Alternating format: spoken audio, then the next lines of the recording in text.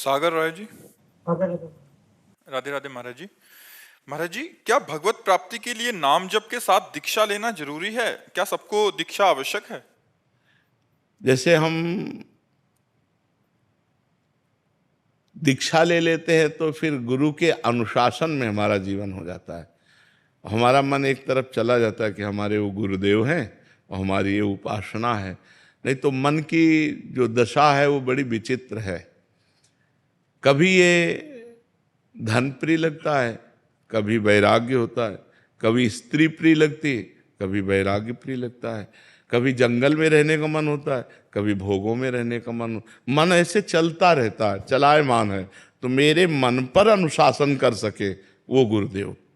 गुरुदेव ने जो आज्ञा करी, गुरुदेव ने जो उपासना दी, मेरे गुरुदेव। तो जहाँ हम किसी को अपना गुरुदेव मानते हैं तो उनका चिंतन होता है। तो उनके दरस परस अघनास बास निज संग करो दिन, तीन मुख हरिजस सुनत श्रवण मानो न तृपित चिन्ह। एक ममता हो जाती मेरे गुरुदेव, तो उनका चिंतन होता है। तो चिंतन मात्र से पाप नष्ट होते हैं। संतों का चिंतन करने, दरस परस अघनास बास निज संग करो, सुमिरन नाम पवित्र अति। उनका सुमिरन करना, उनका नाम चिंतन आ जाना, उनका रूप चिंतन आ जाना गुरु जी का, इससे सारे पाप नष्ट हो जाते हैं। और ध्यान मूलम गुरु मूर्ति, पूजा मूलम गुरु पदम, मंत्र मूलम गुरु वाक्यम, मोक्ष मूलम गुरु कृपा। इसलिए जो नाम जप करते हो उसी को गुरुदेव के द्वारा जब मिलता है तो उसकी विशेष महिमा होती है। और गुरुदेव के द्वारा मिला ही हुआ है।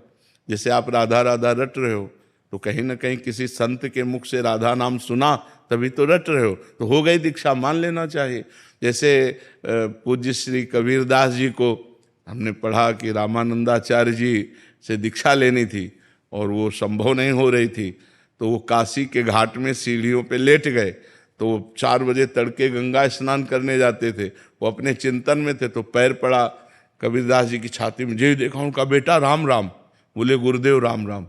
बस उसे ही दीक्षा मान ली और बड़े सिद्ध महापुरुष हुए। तो अब जैसे कहा जाता है राधा राधा रटो, अब मान लिया राधा राधा कि ये हमारे गुरुदेव और इनके मुख से निकला हुआ राधा नाम, हो गई दीक्षा। मानने की है, और एक कंठी बंधा लो, तिलक लगा लो और मनमानी आचरण करो तो कोई शिष्य हो गए क्या?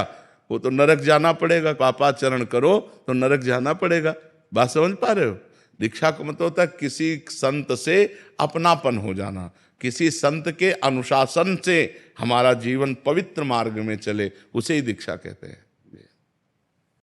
महाराज जी, कुछ लोग घबराते हैं कि फिर हम एक नियमावली में बंध जाएंगे, फिर एक मतलब क्योंकि मन का हाँ, अगर आप किसी संत की नियमावली में बन जाएंगे तो माया से मुक्त हो जाएंगे। अगर आप संत की नियमावली में नहीं बनेंगे तो माया अपनी नियमावली में बांध लेगी, और माया जिसको बांध लेती है उसकी दुर्गति ही करा देती है। तो इसलिए जरूरी है किसी संत के आदेश उपदेश के अनुसार हमारा जीवन हो, हम मनमानी आचरण न करें तो बहुत बढ़िया जीवन हो जाएगा। आप खुद देख लो, किसी संत से जुड़ के देख लो आपका जीवन कैसा हो जाता है, और जो जुड़ रहे हैं उनका जीवन कैसा हो रहा है, जब वो नहीं जुड़े थे तब उनका जीवन कैसा था। वो तो परिवर्तन होता है बच्चा। लोहा कभी सोना नहीं बन सकता, पर पारस के स्पर्श से सोना बन सकता है। तो पारस है संत जन और समाज है जैसे लोहा। तो संत जन जब उनको वाणी के द्वारा छूते हैं, दृष्टि के द्वारा देखते हैं, हृदय से संकल्प करते हैं, तो समाज का परिवर्तन शुरू हो जाता है। जहाँ राक्षसी वृत्ति थी वहाँ दैवी वृत्ति आ जाती है, जहाँ क्रूर हिंसा का भाव था वहाँ दया का भाव आ जाता है। बड़ा परिवर्तन समाज में होता है संतों के द्वारा। जो भगवान के कृपा पात्र जन होते हैं उनके द्वारा समाज का बड़ा सुधार होता है। तो संत हमारे गुरुदेव हैं, और जब हम उनसे ममता कर लेते हैं तो हमारा मंगल हो जाता है। हमें डर लगता है कि यार हमसे कोई गलती हो गई, उनके सामने जाएंगे, वो जान जाएंगे, वो डांटेंगे। नहीं भाई, हम गलती नहीं करेंगे, हम कोई पाप नहीं करेंगे, तो हमारा बचाव हो जाता है। और ऐसे जैसे मन में आया मन मानी तो भजन कर रहे हैं, कभी भोग भोग रहे हैं, कभी जो, क्योंकि मन ही है। अब मन के ऊपर शासन कौन करे? तो मन के ऊपर शासन करने वाले गुरुदेव हैं। इसलिए गुरु दीक्षा आवश्यक है, गुरु शरणागति आवश्यक है। भगवान ने स्वयं संदीपनी जी को गुरु बनाया। यदि गुरु बनाने की आवश्यकता ना होती तो भगवान को क्या आवश्यकता है गुरु बनाने की? जिनकी श्वासों से चारों वेदों का प्रादुर्भाव हुआ वो भगवान किसी संत के शिष्य बने? अरे संत तो उनके चरणों का भजन करके संत बनते हैं।